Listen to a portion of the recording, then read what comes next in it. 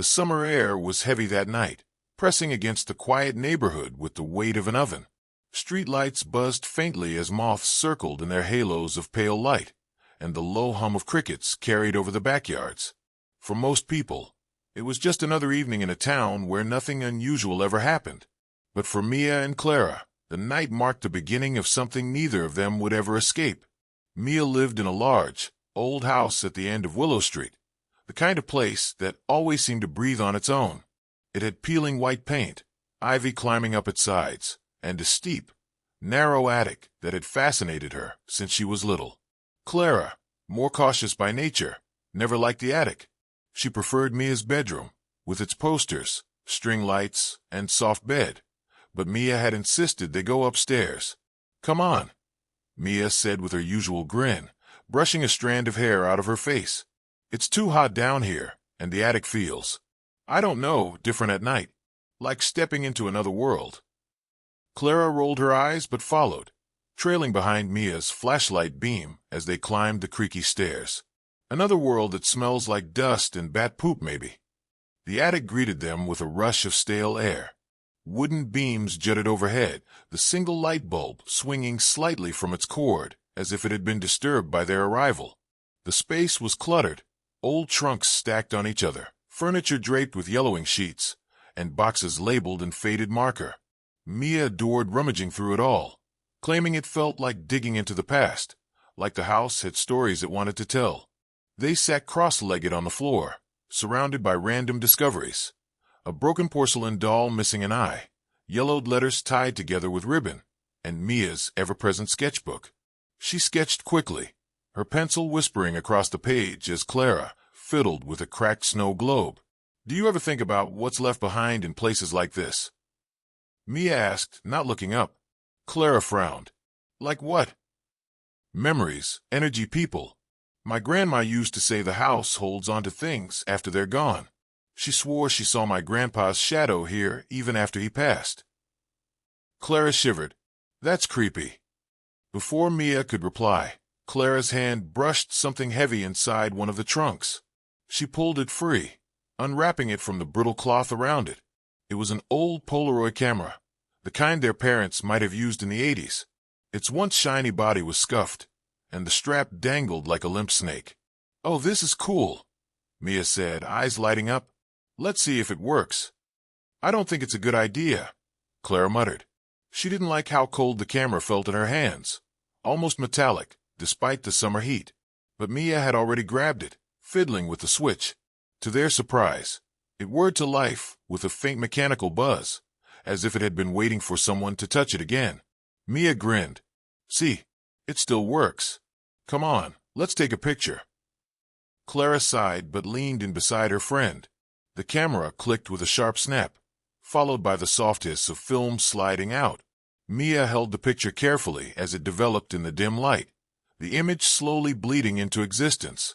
At first, it seemed normal. Two girls sitting in an attic, smiling, the clutter of boxes behind them. But Clara's smile faded as her eyes focused on something else. "Wait," she whispered. "Look." Mia leaned closer. In the far corner of the photo, almost hidden in shadow, was a blurred figure. It looked like a woman, thin, elongated, her head tilted at an unnatural angle.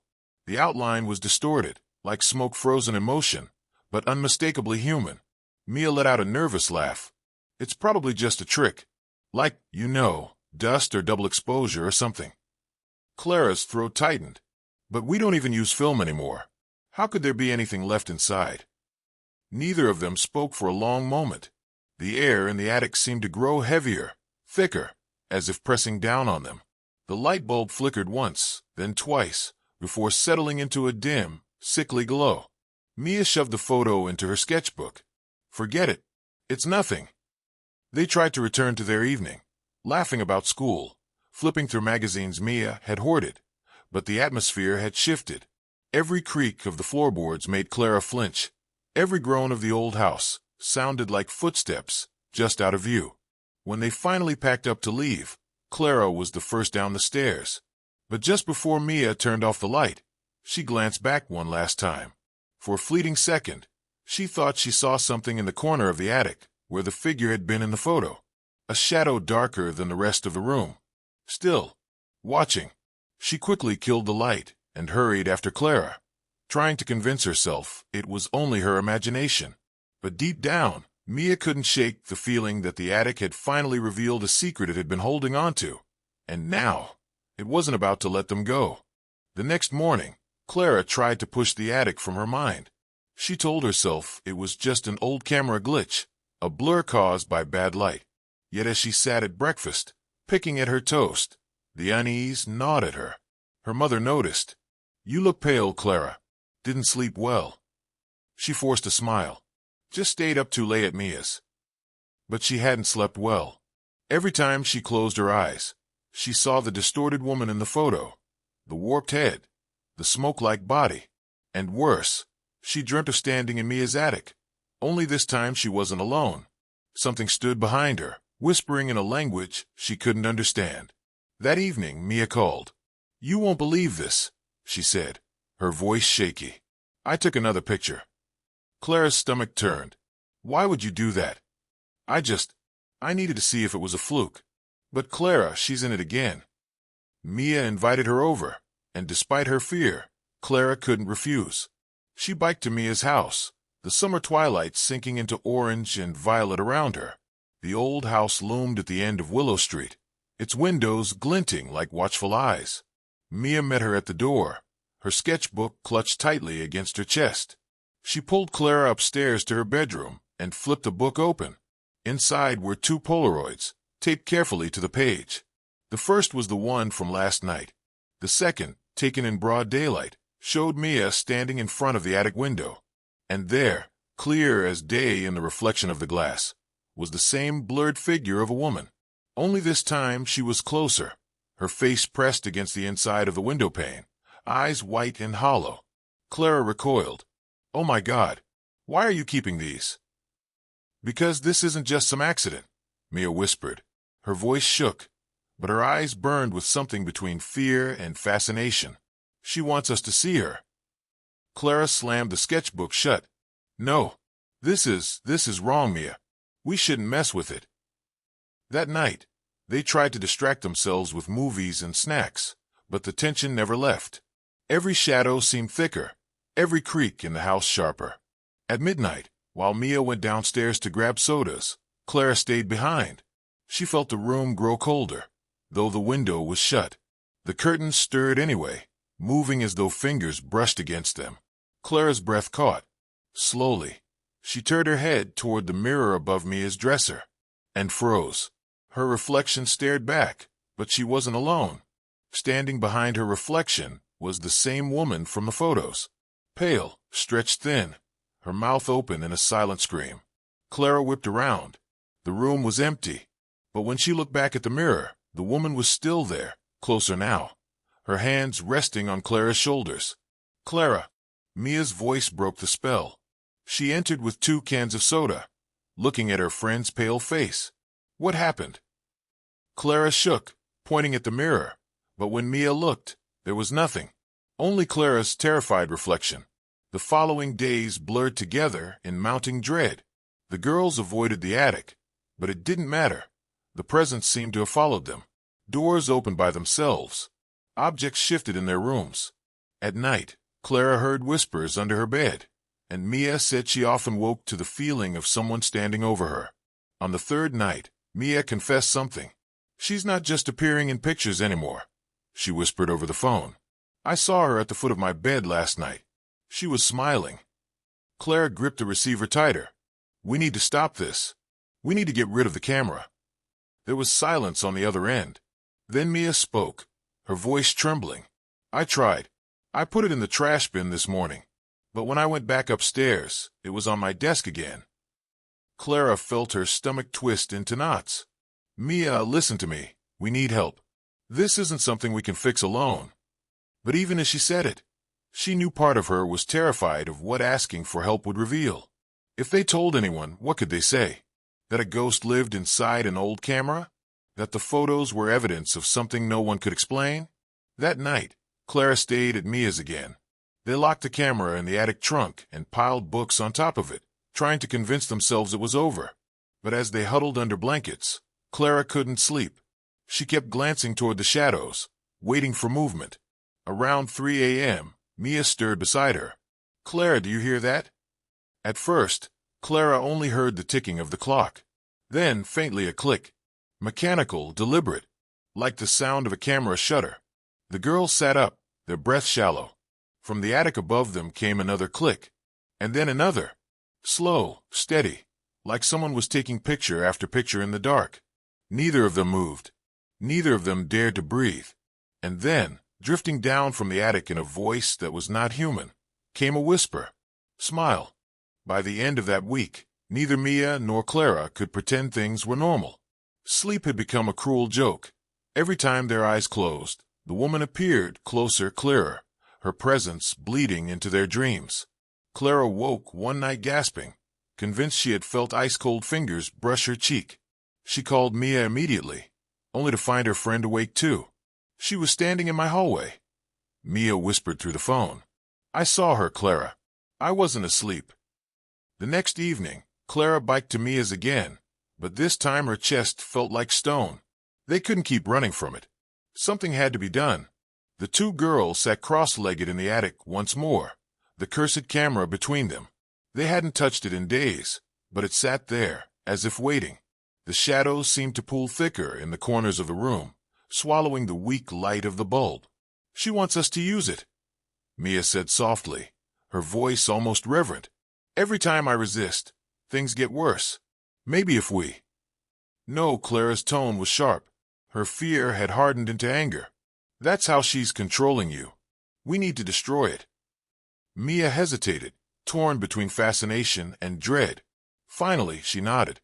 "Okay, then we burn it." They crept out back, carrying the camera in a metal tin. The night was windless, the stars hidden behind thick clouds. Clara poured lighter fluid onto the Polaroid, her hands trembling. With a flick, the match ignited, and the flame caught quickly. For a moment, the fire seemed to consume it. The plastic body warped and bubbled. The girls exhaled in shaky relief. Then came the sound. Click. Not from the camera and the fire. It was already melting. The sound came from behind them, sharp and deliberate. They spun around. In the darkness of the yard stood the woman, tall and skeletal, her face a blur of pale flesh and shadow. Her hollow eyes gleamed, and in her hands, she held a pristine Polaroid camera. "Smile," she rasped, the words stretching unnaturally, echoing inside their skulls. Clara screamed, grabbing Mia's arm, dragging her toward the house. They slammed the door shut, bolted it, then pressed their backs against it as if their weight could keep her out. But the house was no refuge anymore. Every light bulb flickered. Every mirror quivered with distorted reflections of a woman, her head tilting, her mouth opening wider each time. In Mia's bedroom, they huddled together, trying to think, trying to breathe. Clara forced herself to be rational, even through her panic. "She's tied to the photos," she whispered. "That's how she's anchored here. If we don't stop it, she'll keep." A sound cut her off. A mechanical whir. They looked at the desk. Mia's sketchbook lay open, and in the dim lamplight, a fresh Polaroid slid across the page, though neither of them had touched a camera. Clara picked it up with shaking fingers. The photo was still developing, colors bleeding into shape. She froze. It was a picture of them, right now, sitting on the floor of Mia's bedroom. Only in the photo, the woman was standing between them, her face inches from theirs. The air grew colder. The lights died. And then she was there. The woman emerged from the shadows, not blurred now, but horrifyingly real. Her skin was gray and stretched thin over bones, her mouth too wide, lined with teeth that seemed endless. She moved with a jerking, unnatural grace, each step punctuated by that dreadful click, though no camera was in sight. Mia clutched Clara's hand. "We have to end it," she whispered. "She's not going to stop." But Clara couldn't move. Her body felt pinned, frozen under the woman's gaze. She tried to scream, but no sound came. The woman bent low, her face inches from Clara's, the smell of rot seeping from her mouth. "Smile," she breathed again, and the sound vibrated through Clara's skull until she thought it would split. Summoning what little strength she had, Clara shoved Mia toward the window. "Run," she cried, her voice finally breaking free. "Don't look back, just go." But Mia didn't move. She squeezed Clara's hand tighter. "Not without you." The woman shrieked then, a sound like glass shattering, and the room filled with Polaroids fluttering from nowhere, raining down like snow. Each photo showed the girls sleeping, eating, laughing, crying, moments from their lives that had never been photographed. Moments the woman had somehow captured. She wasn't just haunting them. She had always been watching. The confrontation was no longer avoidable. Either they would destroy her connection to them, or she would take them entirely. And as the photos continued to fall, Clara knew one thing. The woman wasn't after their souls. She wanted to make them part of her collection. Images trapped forever, smiles frozen in endless frames. The night of the confrontation bled into silence. When the last Polaroid drifted to the floor, Clara and Mia stood frozen, surrounded by snapshots of their lives, some moments real, others impossibly fabricated. The woman had vanished, dissolving into the shadows as suddenly as she appeared. Yet her absence felt worse than her presence. It was as if she had sunk into the walls of the house, into the air they breathed, waiting for a next chance. Mia collapsed to her knees, clutching her head. "She's not gone," she whispered. "I can still feel her. Watching." Clara wanted to argue, to tell her it was over, but the truth pressed against her chest like stone. She could feel it too. The hollow ache in the room, the static in the air. It wasn't over. In the days that followed, neither girl could pretend to live normally. At school, Clara caught herself glancing over her shoulder constantly, half expecting to see a pale figure lurking in the corners of classrooms. Mia stopped drawing. Every time she picked up her pencil, her sketches came out wrong. Faces stretched too wide, eyes too hollow, smiles too sharp. Then the Polaroids began to reappear. At first, it was one slipped into Clara's locker, an image of her sleeping in her own bed. Then another inside Mia's backpack, Mia brushing her hair in the mirror, the woman standing directly behind her. By the third week, their homes were no longer safe. Each morning, fresh photos scattered across their floors. Some showed events from the past, birthdays, family dinners, moments from years ago. Others were glimpses of possible futures, Mia in a coffin, Clara standing at an empty grave. The girls grew pale and withdrawn. Their parents noticed, but the truth was unspeakable. Who would believe them? Finally, one evening, Clara snapped. She gathered every Polaroid she and Mia had, stuffing them into a garbage bag. Together, they biked to the edge of town, where an abandoned quarry yawned open like a scar in the earth. "We end it here," Clara said firmly, though her voice shook. Mia hesitated, clutching the bag. What if it doesn't work? What if it makes her angry? "She's already angry," Clara said. "But maybe if we cut her off, if we take away her pictures, she'll lose her hold." They hurled the bag into the quarry, watching as it tumbled into the black water below. The splash echoed, and for the first time in weeks, Clara felt a flicker of hope. But that night, Clara woke to the sound of her bedroom door clicking open. Her breath caught. Slowly, she turned her head toward the desk. A single Polaroid lay there, still developing. She forced herself to pick it up. The image bled into focus. Clara in her bed, eyes wide with terror, as the woman leaned over her. Clara screamed. The photo slipped from her hand, and in that instant, she understood the truth. The woman had never been bound to the camera. The photos weren't a trap. They were a window, an invitation.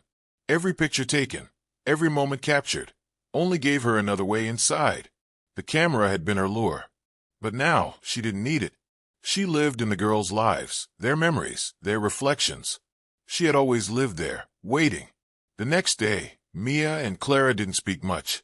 They sat together on the swings at the empty park, too exhausted to cry. "What do we do?" Mia asked finally, her voice hoarse. Clara stared at the ground. "We live. We keep moving. We don't give her what she wants." "And what does she want?" Clara thought of the word whispered into her ear, the echo of it still vibrating in her bones. "Smile. She wants us to give in, to be still, to freeze in fear, like one of her pictures." They sat in silence as the sun went down, the long shadows stretching across the grass. Neither of them noticed a man walking his dog across the street, pausing to glance at them. He lifted his phone, snapping a casual photo of the park. Later, when he looked at the picture, he frowned. There were the two girls on the swings, and behind them, in the deepening shadow, stood a third figure, pale, hollow-eyed, smiling. Lesson: some horrors aren't destroyed, they are endured, and the more you try to erase them, the more places they find to hide.